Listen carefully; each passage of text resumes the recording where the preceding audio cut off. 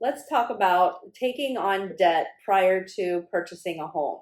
So when we talk about that, we're talking about, whether you're purchasing a car, if you're getting a credit card, any debt like that. If you are looking to purchase a home in the near future, why you want to hold off on those purchases?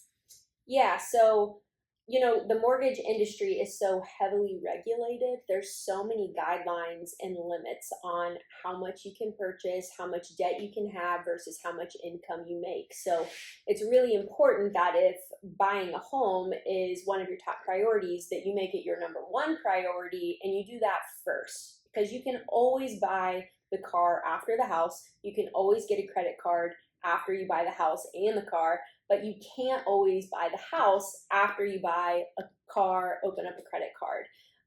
The auto industry and the credit cards, they don't analyze your debt to income ratio quite as much as, the lenders do. So in terms of, the right process and the right steps to take, buying the home first is going to be the easiest path for you, then buy the car, then get the credit card.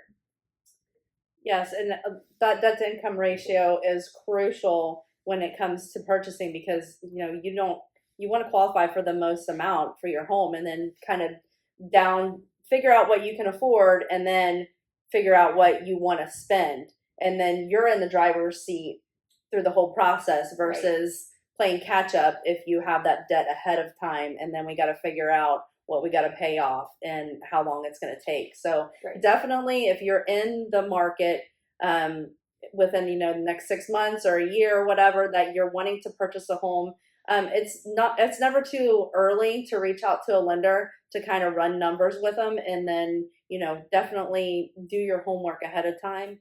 So, for example, let's say that you came in and applied for a mortgage today, and you might be pre-approved for 200,000.